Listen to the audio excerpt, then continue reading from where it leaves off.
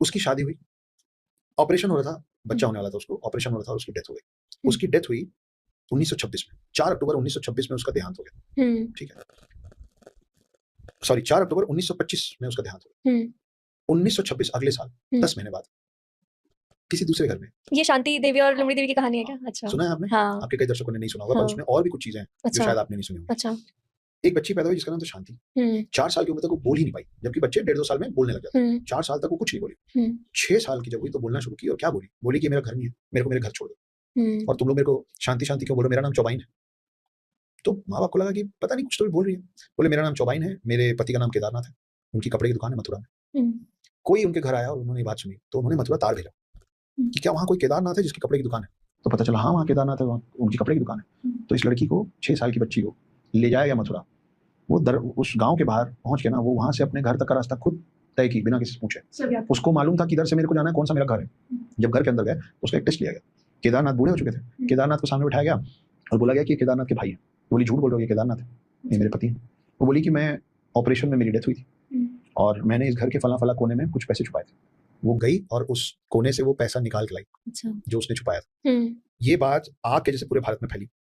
गांधी जी को पता चली। गांधी जी ने, महात्मा गांधी की बात कर रहा हूँ, गांधी जी ने 15 लोगों की कमेटी का गठन किया। उन लोगों ने शांति देवी पे रिसर्च किया और उन्होंने जो रिपोर्ट बनाई, उस रिपोर्ट में उन्होंने लिखा कि हाँ ये पुनर्जन्म का रियल केस है।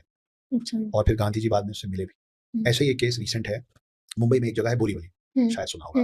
बोरीवली में एक बच्चा पैदा हुआ, नाम हम तो भूल गया, और बहुत इसी कहानी से बड़ा मिलता जुलता एक और पुनर्जन्म का रियल केस है। वो पैदा हुआ, रिसेंट मतलब मैं अभी की बात नहीं कर रहा हूँ, आज से 50 साल पहले की बात है। वो बोला कि मेरा नाम कुछ और था और 1946 में मेरा मर्डर किया गया था। अच्छा। हाँ, और मेरी पत्नी रहती वहाँ, और मेरे पास एक फिएट गाड़ी है, पुरानी गाड़ी मेरे पास, और मेरे को जो लोग मारे, मैं जानता हूँ लोग कौन है, मेरे बिजनेस पार्टनर्स थे पहले शुरू में। उसकी बात नहीं मानी गई, बाद में इसी तरीके से जब वो बार बार बोलता था उसकी बात माननी पड़ी। उसको ले जाया गया, वो अपनी पत्नी को पहचाना नहीं, उसके पहले हाँ उसका नाम था राजेश। अच्छा। उसने बोला रेडियो की दुकान है मेरी। तो जिस शहर की बात किया था, जब वहाँ पे जाया गया तो वहाँ पे, और ये बच्चा बोल रहा है छोटा सा, वहाँ पे राजेश रेडियोस नाम से दुकान चल रहा था। उस दुकान को चला रही थी राजेश की पत्नी, राजेश मर चुका है, उसकी पत्नी चला रही थी। उसको जाके पूरी बात बताई गई, 2-4 ऐसी बातें बताई गई जिसके कारण पत्नी को मानना पड़ा कि शायद कुछ तो है।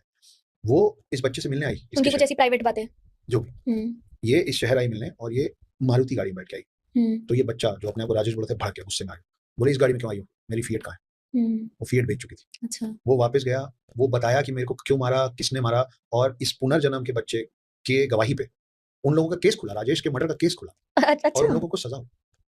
मतलब ये तो हमारे कोर्ट्स ने भी माना है इस चीज को, तो यही मैं पुनर्जन्म बताना होता चाह है रहा हूँ कि कोर्ट में वो लोग प्रूव कर पाए कि ये जो बोल रहा है ये राजेश के पुनर्जन्म की बातें ही कर रहा है, और ये राजेश ही। अच्छा। और वो जिन लोगों ने उसका मर्डर किया था उनको सजा मिली। और ऐसे तो और कितने एग्जांपल्स होंगे जो सामने ही नहीं आते, क्योंकि